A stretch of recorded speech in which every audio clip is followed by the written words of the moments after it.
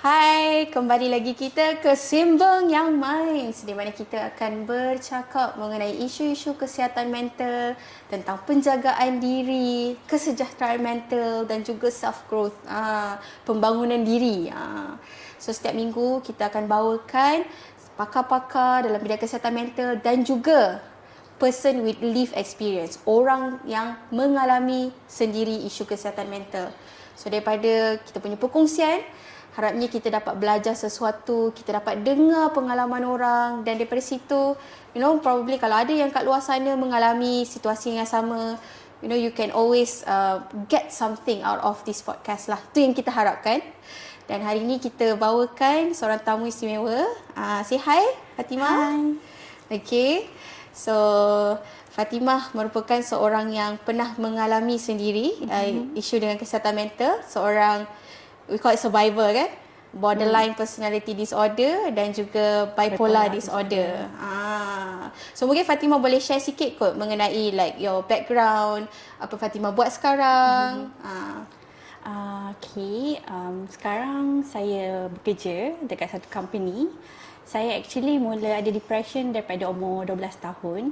Tapi waktu tu tak ada knowledge tentang mental illness, what is depression. You know depression is depression, but you don't know it's a type of illness.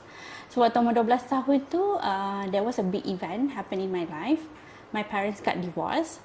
So I was an excellent student. I think that time I was at the same school with Izzat. Yes. Kita classmates sebenarnya. Standard Darjah 6. After actually Darjah 6, I was to Form 1, but then I only go to school for 3 months, but then I quit school. I totally lost interest in study. Maknanya pergi juga sekolah menengah, tapi lepas 3 bulan start sekolah tu Fatimah decide nak quit terus. Yes, sebab ada sekali tu waktu masuk kelas, I actually tukar sekolah sebab I have a very sensitive issue if my teacher jenis tinggi suara. Kalau my teacher tinggi suara garang, memang I takut nak pergi sekolah. I takkan pergi sekolah. So my mom help me, why don't we change school? So I tukar sekolah. Tapi the gap to go to tukar sekolah tu, that process, my parents divorced in the middle of that process tukar sekolah. So bila I masuk sekolah baru, the first day masuk kelas tu, I feel totally blank. I rasa macam I tak faham apa-apa. Otak I dah blank. I macam tak minat belajar, but I feel totally like tak faham apa, and I feel like a bit stupid. I feel like what's happening to me? Why I cannot understand anything happening in the class? I usually to be a very active student. So balik tu I menangis teruk. I cakap my mom, I tak nak sekolah. Sebelum tu okey. Sebelum tu okey. Okey, masuk sekolah rendah tak ada isu yang tu. Maknanya tiba-tiba macam seolah-olah Fatimah bukan Fatimah. Yes. Okay. But I don't understand what's happening to me. I balik nangis mata merah cakap kat my mom, by hook or by crook, I don't want to go to school. Nothing can persuade me. So my mom macam tak boleh nak buat apa-apa. So actually for that 3 years, I berhenti sekolah. I tak ada ambil PMR pun. I actually kerja at that age. And then tapi my mom managed to persuade me. Cakap, Fatimah, kalau tak nak belajar tak apa, but at least have SPM. So she managed to persuade me. So I masuk Form 4. Tapi that time I tak perlu ambil PMR. So I masuk Form 4. And bila I masuk Form 4 tu, I become someone else again. I become someone who very active at the school. The whole school know me. I active in so many classes, in so many program. Like I become someone like, how do I say it? It was at a hypomanic stage of my bipolar. So you rasa macam you dekat puncak gunung. You can do anything. So itu kira macam sepanjang 3 tahun yang tak sekolah tu, you at a low phase. Macam time tu tengah teruk lah, mood low, tak nak jumpa tak nak orang. interest, tak ada interest nak buat something. Tapi bila decide untuk masuk sekolah, Fatimah rasa macam totally 180 degree berubah. Yes. Okay. So I managed to get flying colours is my SPM. So I dapat masuk university that time because my parents got divorced. My mom keep encourage me, why don't you be a lawyer to defend women's right? So I took law as my course, and then during foundation in law, it was okay. I managed to pass, but then after the foundation in law ends, my dad remarried again. So before that, I was so close to him, but when he remarried, something happened to me again during my bachelor of degree. So one semester I become very active in club and everything. I perform in my class. Like whenever I go to class, I will be the one that in the first row. I will remember everything A to Z when the lecturer teaching. But then after that semester ends, something happened in my family issue. The next semester, I totally become someone else again. I doesn't want to go to class. I skip so many classes. Okay, and at this stage, this is where like borderline symptoms comes into. Okay. Yeah, when I was in hypomanic stage, I joined this one club, and at that time, it sounds a bit funny, but it's actually related to borderline. Okay. I have this crush to this one senior at the university in that club. So he's like a brother to me. So I feel like, okay, he encouraged me to do better and better. He's a good speaker too. And then I do so many things to make that program really work. I sleep 3 hours only because we have like a project to make like replica of Prophet's house. So I really put my efforts there. I feel like I'm on top of the world again. And then the next day when the events end, I totally wake up.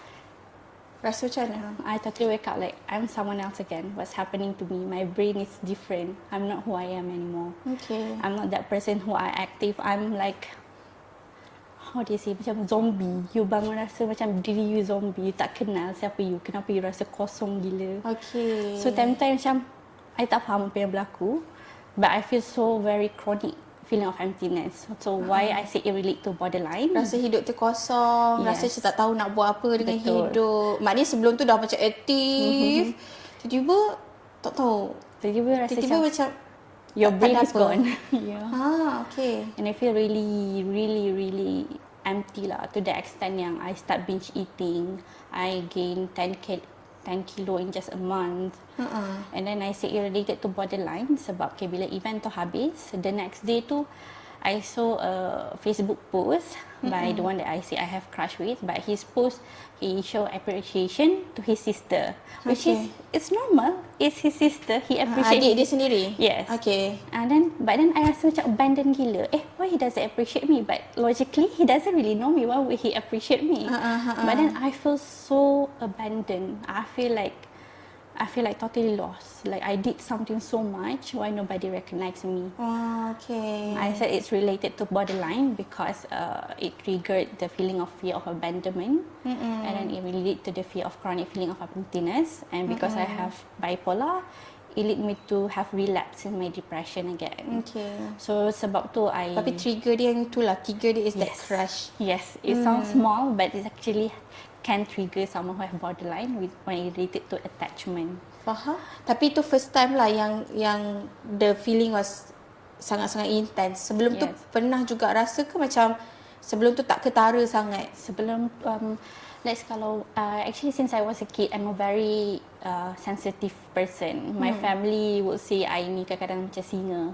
Kalau diorang tegur I sikit, diorang buat I marah sikit, I akan melalak satu rumah, and then diorang akan panggil I singa lah, so because I'm very intense emotionally. And actually even dari kecil, walaupun at that time my parents not divorced, I'm still close to my dad. I already have attachment to my teacher. Macam cikgu perempuan. Kalau macam cikgu perempuan tu rapat dengan student lain, I rasa macam cemburu. I see. Macam Fatimah nak perhatian tu is given to you. Only, yes, betul. Okay. So, meaning traits tu memang dah ada dari kecil. But because it was not attended to, it was not cared to, so it become a disorder. I think traits tu ramai je orang ada, but it become a disorder when it was not treated. Okay. And then because I'm a very intense child, sensitive, so whenever I merajuk ke apa, my mom would, because she doesn't have the knowledge how to cater to someone who have very intense emotions. So whenever I marah ke, I merajuk ke, my mom just macam biar je lah, pandai lah dia sampai dia dah tak merajuk. Okay, balik sendiri. Yes. Okay. Maksudnya macam Fatimah kena pandai-pandai regulate emosi tu sendiri. Yes. You feel big emotion, but no one is there to guide you how to you handle that big emotion. Yes. Okay. And the only thing that you know, your emotion is wrong that time and you shouldn't feeling it. So, ada ke like your parents macam cakap macam tu, maknanya verbally diorang memang cakap macam tak payahlah marah sangat, tak payahlah rasa macam ni, kenapa nak ni? I don't really remember that, but it's more to macam silent treatment. Okay. And then to me, like when my parents got divorced, and then when they got divorced, both of them have their own trauma during childhood. So instead of me expressing what I felt as a child that time, I decided that time to be a parent to my own mother. Okay, so maksudnya Fatimah yang banyak pujuk mak kalau mak tak okay. So macam mana situasinya macam tu? What do you remember? What I remember is macam waktu tu I umur 13, but then I tipu, I cakap I umur 17, so I kerja. And then that time we have some financial issue. So bila there's one time where I balik rumah, and then like my mom going through a lot of things. So tiba-tiba like dia termarah I. So I macam I terasa lah.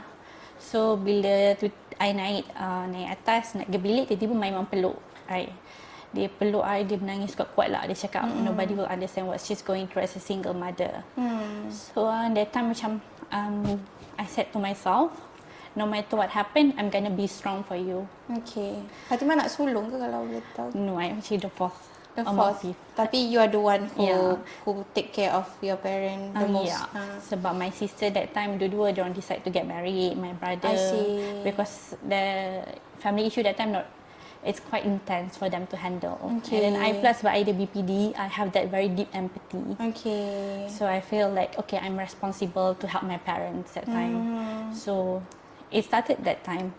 When you learn to ignore your emotions, you invalidate your emotions since you was a kid. Even all the tiny emotions, it becomes like a box that you keep, and then when you go along the way, you become like a zombie without the feelings. That's how I grew up as a child.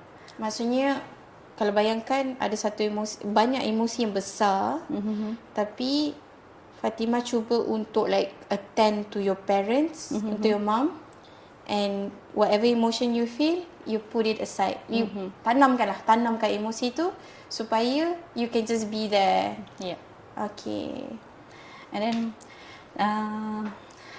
what made me start going to doctor, because sebab adik I dia belajar psychology. At that time dia start belajar abnormal psychology. Okay. And then she said to me, Tima, I think what you go through is actually depression, and depression is actually part of mental illness. Okay. And I think you need to go to psychiatrist to get the treatment. And then I said, oh, so it's actually an illness. Because I know it's depression, but I don't know depression is an illness. She said, oh, okay, so I'll go to psychiatrist. Because at that time, lepas I quit my law school, I decide nak ambil part-time study in psychology. Sebab I time tu I rasa nak jadi counsellor, sebab I suka tolong orang. Okay.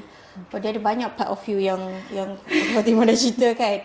Maknanya all the changes in mood satu, the borderline symptom tadi yang Fatimah cerita, but at the same time maybe part of your strength is you have very high empathy untuk orang lain, and you like it when you are able to help people. Tapi you still have the attachment issue lah. Yes. Kan? Okay. So sebelum kita pergi ke terapi lah kan, ke diagnosis your journey tu, tadi you mention macam you started recognizing your own symptoms masa triggered by the crush je lah tadi. So apa lagi yang Fatimah perasan sebenarnya yang Fatimah berkait sebenarnya dengan borderline personality disorder? I think yang berkait is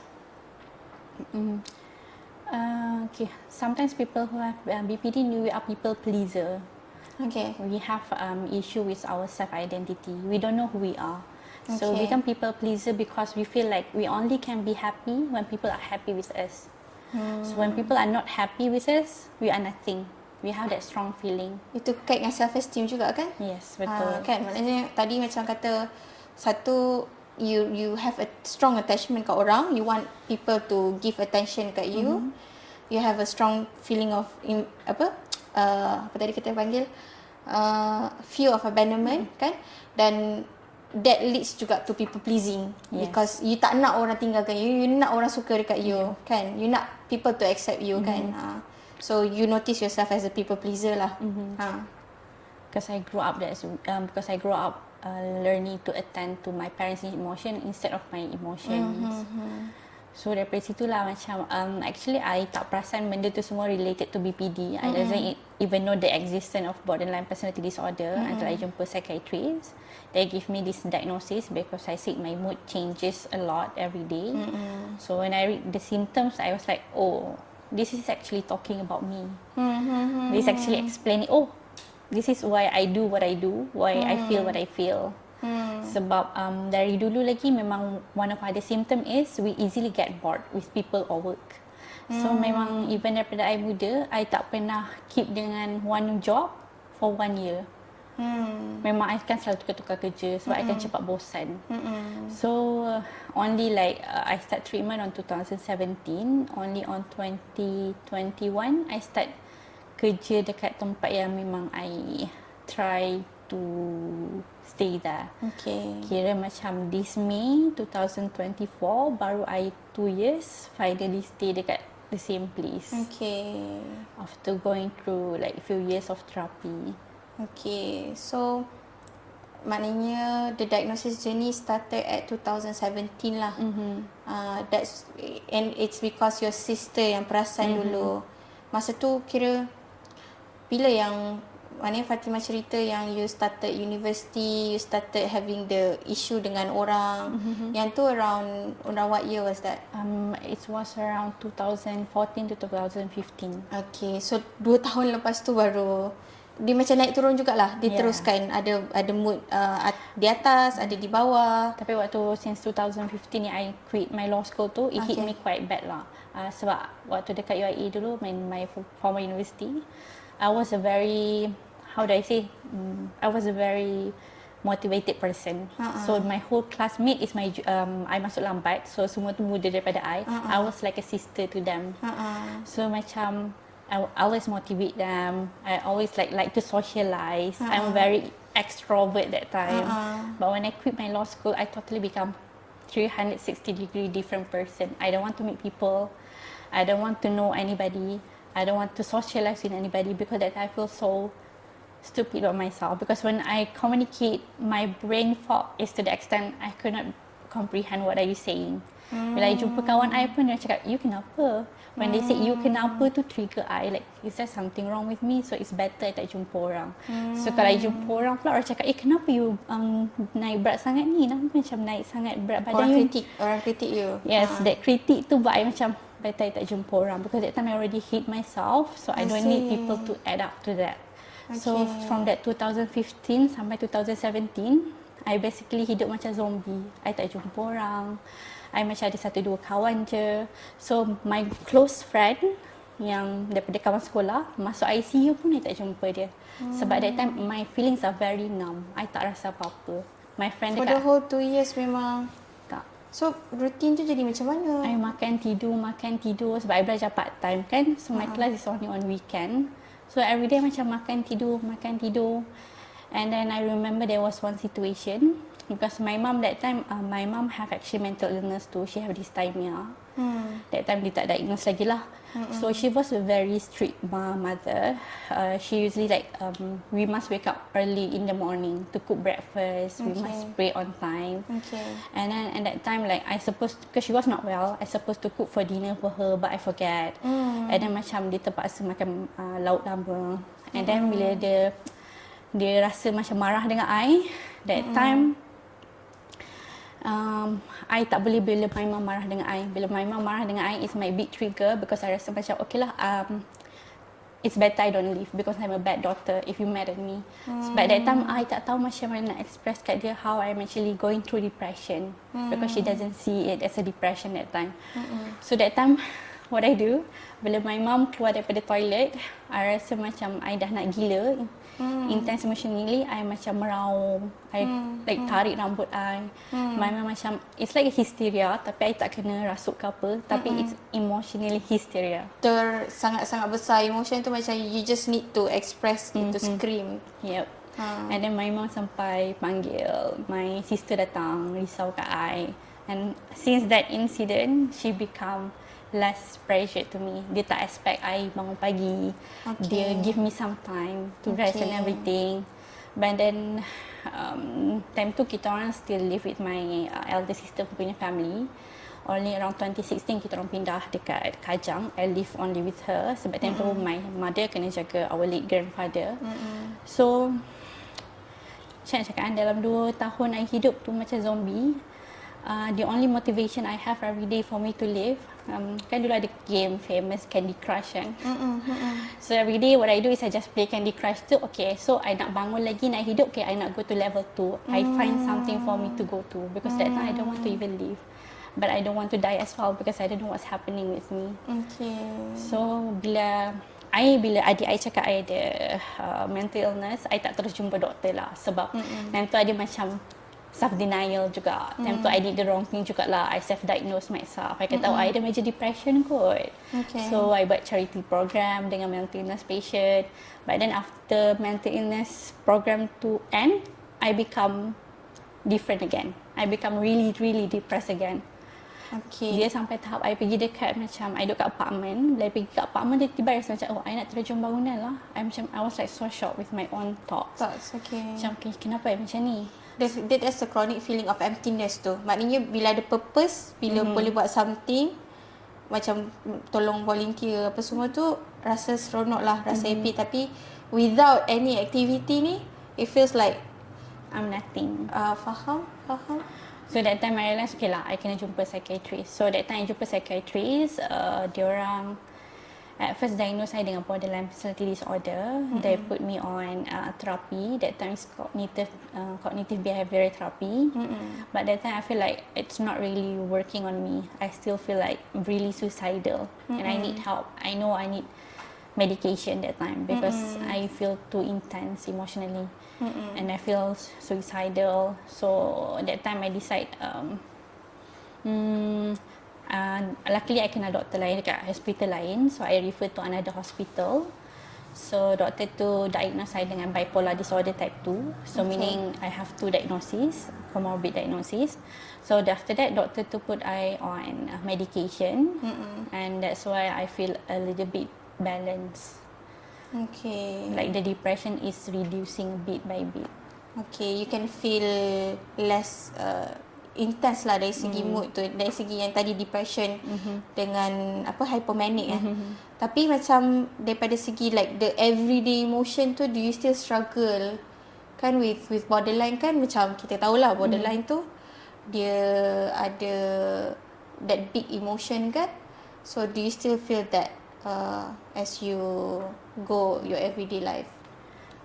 With medication, it's actually reduce the intensity of that emotions. But then the other issue is you feeling too numb. So, tadi Fatimah cerita lah, Fatimah dah start jumpa doktor dan didiagnose dengan bipolar type 2 and ni lah. But itulah, emotion tu macam mana? Dari segi hari-hari, you mention you were feeling numb walaupun maknanya dalam medication kan, ada medication. So, apa yang Fatimah buat for that issue pula? Actually, the mindset I have when I start go to therapy, okay, I go to therapy, I'm gonna be 100% healed. I'm gonna be like a normal Fatimah again. That's the mindset I have. But then it's totally completely different. Okay, tu all or nothing thinking itulah kat situ kan. Sama ada benda tu tak berkesan atau benda tu okay terus kan. Yeah. The expectation tu lah yang macam quite painful. And then macam the doctor tell me, okay, the medication is 20 or 30% of how you heal because it gonna reduce the intensity of your emotions while you're going to therapy. Okay. So that time, the doctor decided, okay, why don't we go to, I couldn't really remember the name of the therapy, but it's actually a therapy where they go back to my childhood. Okay. They go back to my childhood to tell that child in me, okay, back then you don't have a support, but this time you're gonna have a support with you. Okay. So meaning like trying to heal back my inner child slowly. Okay. Okay, but that time what I don't realize is all this time macam I cakap sebelum ni, all my emotion I put it in a box. Okay. So bila dia start therapy, it's actually a volcano meletup. So everything yang I dah tak rasa sebelum ni, I rasa very very intense. So macam floodgate lah. Macam you buka macam tu lah. Kita bayangkan kalau air Janaka oscillatory tu kan. Buka sikit dah pump terus datang. So macam mana perasaan Fatimah macam tu macam mana? Kalau ada this one psychiatrist told me lah, kalau orang normal dia punya level intensity of emotions you can feel maybe up to level 3 or 4, but those who have BPD we can feel it up to level 8. So the intensity rasa macam you are burning alive, but this is emotionally burning alive. So usually kalau dulu macam I was addicted to self-harm lah, because physical pain is a lot better than emotional pain that time. But then because I go through therapy, they told me no, there are actually other way for you to go to cope to that intensity of the emotion, where you can take an ice. Whenever I feel emotions, I hold that ice. Dan second, kalau hold ice kan sakit kan tangan. But we feel the pleasure of holding that ice. Okay. That holding that ice feels a lot better than the emotional pain we are feeling that time. Okay. So that's how I learn to cope lah, cari other way. Okay. So whenever the intensity of emotions datang, I hold the ice and then I learn to talk to myself and I learn to recognize my emotions. Okay. I think my therapy journey is quite banyak lah cerita dia, tapi dipendekkan cerita, like the therapy doesn't really work out the first time they give me the treatment, sebab they dig out my childhood trauma, and when it come to the worst one yang I dah subconsciously tak berapa ingat dah pun, the therapy ends just like that. So I was left with the wound, with the trauma every day. Rasa macam it kind of like PTSD, I'm not sure, tapi hari-hari I rasa macam trauma tu repeated in my mind every day. It feels really real, like my parents bergaduh depan mata I hari-hari. I see. So you relive the feeling, the time when your parents are fighting, the times when you are being neglected masa kecil. Benda tu semua ada, jelas. Yes. But why does the therapy end tengah-tengah tu macam?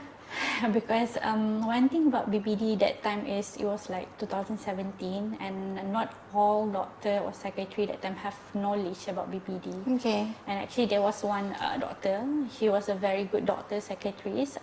The only way she learned about BPD because she have a BPD patient that have been with her for 12 years. Okay. She said she learned about BPD from the patient itself. Okay. Her willingness to put her ego as a doctor and learn about that patient. That's how she how intense BPD is. She said BPD is something that is really intense lah. And then faham? Memang pun macam kalau yelah compared to macam anxiety disorder or mood disorder kan, the depression, dalam kita kata BPD ni antara yang sesi dia akan panjang, dia akan ambil masa. Sebab dia part of personality. yes. Macam kalau mood disorder kan macam bila mood dah okay, dah you learn certain ways to challenge you, macam CBT apa semua kan, you mungkin dah tak, mood tu dah okay balik kan, but then itulah with personality it's part of you kan. So itulah kata dia lebih panjang, tapi macam Fatimah kata tadi lah, you have that doctor yang faham. Tapi sebelum tu doktor tu stop because doktor tu sendiri tak boleh nak cope ke macam mana? Yes, that doctor tak boleh nak cope because dia basically he was still a new doctor. So he said to me during the first session, kalau bipolar you have a book, you can read about that. But for doctor, borderline is something that is more than that. They learn through passion. So time tu that time I don't realize that actually slowly I actually developed attachment with him. So attachment like he's like a brother to me. So it become unhealthy when sebab I takut I lost him, I start having very bad severe self-harm addiction to my arm. Tapi time tu I tak realize all those things sebab I tak belajar. Masa tu self-harm sebab jangan habis suara. Masa tu self-harm sebab maksudnya the more I show my pain, okay, the more he will stay. Or he will care for you. That was my mindset that time. Faham. So the more that he will not leave me if he sees me in pain. But then dia macam because he have to commit to something else and everything. So the session end just like that. So macam memang tak ada chance nak continue balik. So that's the time when but I was lucky that time I know other patient, BPD patient at that hospital. So we have a group support at WhatsApp. So actually through them they helped me a lot. actually the support, because I don't know what is BPD, but people who have, there's a patient that have been 12 years with the doctor. She's the one that helped me a lot. Okay, BPD is like this. If you're going through this, you can do this. Okay, So dia dah belajar banyak lah. Dan dia yang correct. tolong lah. Yes, she already learned DBT a lot with her doctor. Okay. So dari situ lah, their support is actually what's helping me. And that time, I tahu I tak boleh nak ada doktor yang constant to treat I, sebab I pun tak faham diri I. Macam doktor pun still learning about BPD. And then sometimes diorang takut pasal attachment, diorang takut we become, how they say lah, when we attach macam budak-budak, so kita orang akan memberontak, kita orang akan buat apa je kita orang nak untuk doktor stay. Diorang pada stigma, whether that's a stigma from the doctor themselves lah. Yeah, back then lah. And then tapi sebabkan I tak boleh dapat apa I nak from therapy, from that current situation, so I belajar daripada YouTube. I tengok video pasal BPD daripada psychiatrists and psychologists from America and from UK. They have a lot of experience and knowledge in that. So I banyak belajar daripada situ. And then actually the healthiest way for you to learn healthy attachment as someone who have BPD is actually with your therapist. That's how you learn healthy attachment. By that time, because I doesn't have the opportunity to have that, so I learned healthy attachment through learning in YouTube video, and then with support from my friends who is also BPD. So that time, I think most importantly, I ingat this one word that friend of me told me. If you want to heal, you need to willing to feel the pain. Okay. That's the key to the healing. I need to willing to feel my pain. I cannot numb it anymore. Okay. So it will be so intense, but I'll find a way to deal with that emotions. Okay. And then one thing pasal BPD yang I really learn is mindfulness. You be mindful of your emotions, and you can recognize your emotions. Okay, one thing about BPD, one of the hardest thing is kita orang selalu invalidate apa kita orang rasa. Okay, self-invalidation. Yes. Kalau rasa marah, we don't have the right to rasa marah. Okay. Kalau kita orang rasa sedih, we don't have the right to rasa sedih. We always feel like we are exaggerating things. We don't have the right to feel that. But then in I think around 2017 or early of 2018, I was lucky. The hospital decide to make a program, group therapy, for dialectical behavior therapy for BPD patient, and they call clinical psychologist, an expert one from Singapore, and that's when I learned about DBT. That's where I realized what's happening to me. It was actually because of the symptoms of BPD. Kat situlah yang I start faham, dekat UIA dulu waktu my former university, I quit sebab I had a crash tu. That crash is actually BPD symptoms. Dekat situ baru I faham all what's happening to me. So it was good because they give us a book for the therapy and everything. So daripada therapy itulah I belajar banyak to recognize my emotion. Whenever I feel something, I'll sit first. I take a pause. I ask Fatimah, like, what are you feeling right now? Okay. Try to take the deep breath. What are you feeling? Because one of the word in DBT, don't judge the judging. Like, if you feel angry, don't judge that feeling. Just feel it. Just let it be. Let the anger. Let this like macam ni lah. I remember. I think let the feeling be like a gas dalam rumah kita. Dia duduk je kat situ kan. Dia macam like you imagine that emotions go to a cloud in the sky, and then it will pass away. And then like it takes some time lah to calm down.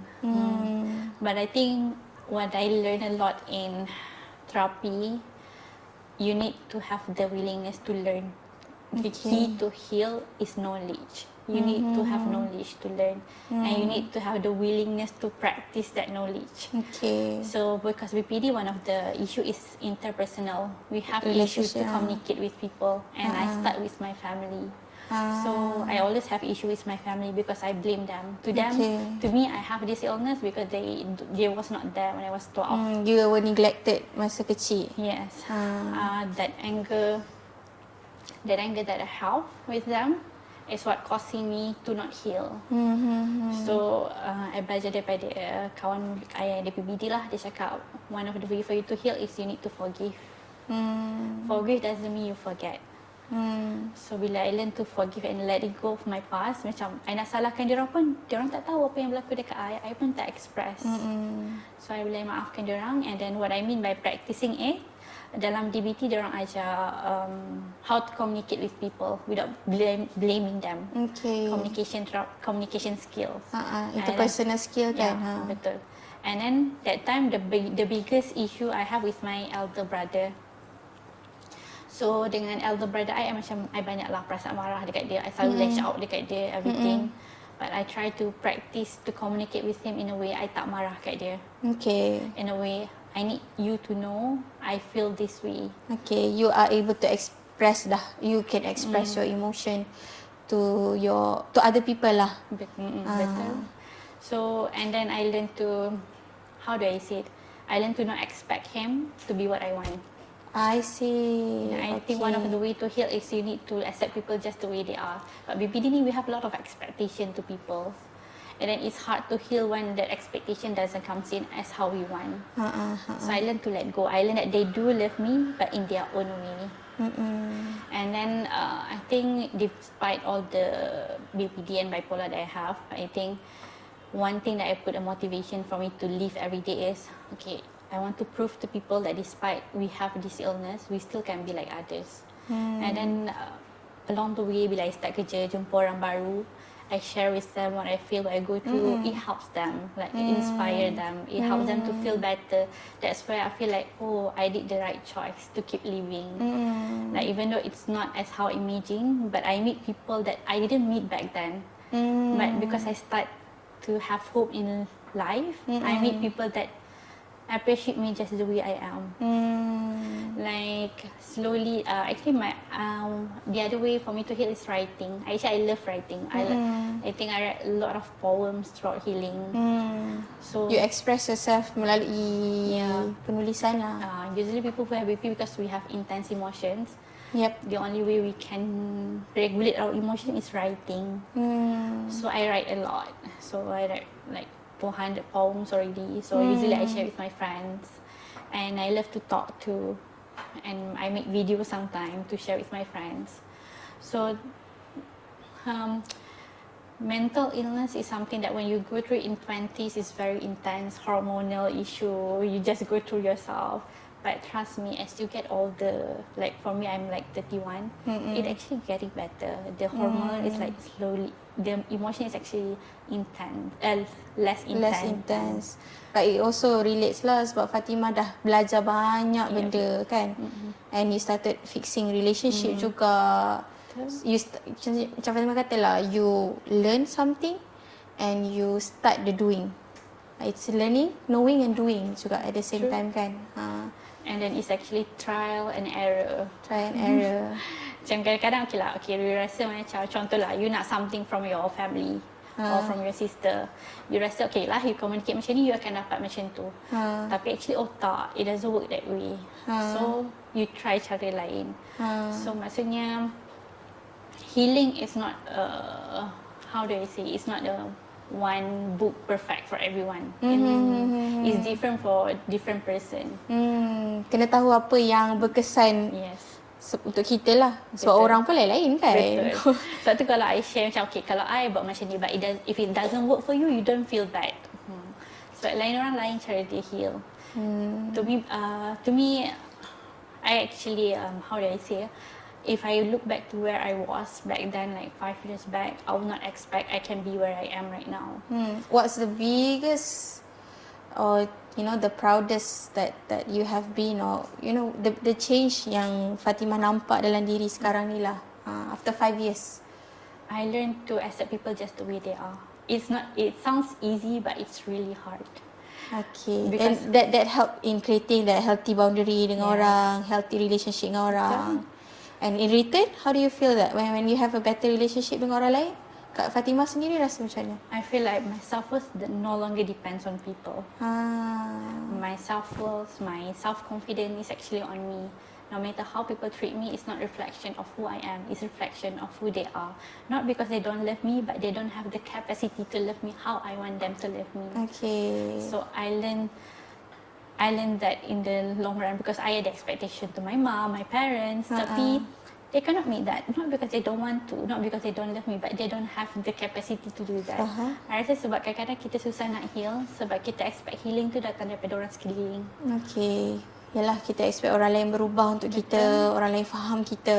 Tapi kalau kita sendiri tak tahu nak express diri kita, macam mana orang lain nak tahu juga kan apa yang kita rasa, apa yang kita nak. So benda tu maknanya macam Fatimah cerita ni, it starts from you recognize your own feeling, you know what you want, you know how to express your needs, then only orang lain boleh meet in between kan. Mungkin dia orang boleh datang ke you, tapi mungkin if not to you, kat tengah-tengah lah. Betul. Kan, mana yang dia orang boleh and mana that you can as well kan. Betul. And I'll say like sebab kita kan sekarang like now in like social media life, kadang-kadang I sendirilah kalau I tengok social media, orang pergi, my friend pergi jalan-jalan luar negara, everything, I feel like why I cannot do the same thing kan. I think in the end of the day, actually the most expensive thing is how you learn to appreciate the small things in your life. I think to me lah, today I boleh cakap mental illness actually can be a gift to me too. Sebab kalau I tak ada sakit ni, I tak appreciate yang actually kalau I bangun satu hari tu, I dapat mandi, I dapat makan, it's actually a big thing. So bila you depression, you nak keluar rumah, actually ada my friend sampai kena UTI waktu dia depressed sebab dia tak boleh nak pergi toilet pun. Sebab depression tu terlalu teruk untuk dia. So when you collapse mentally, when you heal slowly, small little things become a big thing to you. Tapi sebab kita ada social media yang compare, yang make us compare. Betul lah. It makes me realize macam, okay, kalau I dapat bangun hari ni, I dapat write something about myself, I dapat kerja, it's actually a big thing lah. You started to be lebih bersyukur juga dalam hidup. You tengok benda yang you ada instead of benda yang tak ada. And itulah I rasa yang buatkan hidup kita lebih berwarna-warni. Kan, there are colours in our life. It may not be as vibrant as orang tunjuk kat social media lah, tapi it's a beautiful colours for ourselves. Because you, like you mentioned, when you feel now, it feels like it's only black and white around you kan. Betul. And then crying is fine. Sebab one thing about BPD, one of our way from our mind to cope is we numb the feeling. So bila I rasa numb tu, I boleh dissociate, and that's where the risky part. I can become suicidal. So I need to reduce the feeling of numb. I dengar lagu sedih and I make myself cry. Trigger perasaan tu. Macam dah rasa macam memang tengah sedih ni, you trigger so that you can luahkan, express. Bila I nangis puas, I rasa lega. It's a different way of, yelah, daripada apa yang orang selalu fikir macam you need to be strong, you need to cope dengan cara macam you know, try to tell yourself positive thing, tapi sebenarnya dengan menangis tu, dengan meluahkan tu, that's actually part of allowing kita untuk, because tadi lah with BPD, the emosi memang akan intense kan. Dia akan intense, tetapi cara kita cope tu yang buatkan mungkin daripada level 8 dia jadi level 4, dia turun level 4 kan. Tapi sebenarnya bila rasa balik, level 8 balik kan. Betul. So kalau normal people without BPD, mungkin dia rasa tu ke tahap 5 je, tahap 6 je. Tapi with BPD memang akan tinggi kan. But you learn how to regulate. Itu yang kata dalam DBT ada emotion regulation punya skill kan. Macam Izzat cakap lah, before I have mental illness, I was that kind of person. I'm very strong. You cannot even say the word stress. You will be stressed. I have that a bit of toxic positivity. Okay. But then bila I sakit, I realised actually crying, saying you stress is normal. It's actually how you learn to deal with it. Yes. So I think it feels like sekarang ni nampak rasa macam Fatimah dah lebih, bukan saja accept orang lain lah, Fatimah lebih accept diri sendiri juga. It sounds like that because you started engaging with your emotion, you started feeling what you feel, and that is your part of what helps you to become human kan? Betul. At the end of the day, we are human. True. We have emotions. Some people have bigger, some people mungkin less intense kan? Tapi being able to feel emotion tu lah yang buatkan kita manusia. Betul. Kan? Ya, I teringat my doktor cakap simple je, kalau you tiba-tiba nak goreng telur tu tak jadi macam you nangis, tak apa, you nangis je. It's valid to nangis sebab telur tak jadi. Bila you valid, okay, and then okay, tak apalah, dah tak ada apa-apa lah, kita boleh goreng telur baru. Oh, okay, ya. Faham. Maknanya lebih cepat lah kita boleh cari solusi yang berguna untuk diri kita, kan? The Instead key of... is to recognize and validate what you feel. So, just to finish this lah, kan? I also want to ask lah, what strength do you see in yourself? You have been talking about all the hardship. Let's look at your strength. I think I'll say my strength is I wish this world will be a better place if I decided to breathe again. Sebab when I go through back then, nobody can understand my situation. But I was lucky, I ada kawan yang ada PPD. She told me that no matter what you do, no matter what happen, I still accept you. The word acceptance is very big. Because you have hard time to accept yourself. So I think my strength is I decided to breathe every day so that I can show to myself, I can show to people, no matter what happening in your life, whatever your life is, you still can achieve what you want, no matter at what age. Contoh, I ambil part-time degree in psychology. Orang ambil 4 tahun, I ambil 8 tahun baru habis. So follow your own pace. My strength would be I love to show love to people, but at the same time, I learn to give love to myself too. That would be my strength lah. I learn to love myself in loving people, but at the same time, loving myself too. I think that is something big lah, kan? It takes a long time lah. It's a long time. So before we end this lah, what would you like to say? Mungkin orang yang mengalami perasaan atau perkara yang sama dengan Fatimah, kan? Apa benda yang Fatimah nak kongsikan lah? Mungkin orang yang mengalami keadaan yang sama kat luar sana, kan? Bila dengar ni baru dia orang rasa macam I also struggle from this as well. What would you want to tell them? I think I would tell that never lose hope on yourself. Like, there are reasons why God make you still breathing today. You might feel like you are not important, but you are actually important to your parents, to people around you. But they don't say it because we don't grow up in a culture we express appreciation to people every day, but you actually matters. And don't be too harsh on yourself. The hardest thing actually to do every day is to be kind to yourself.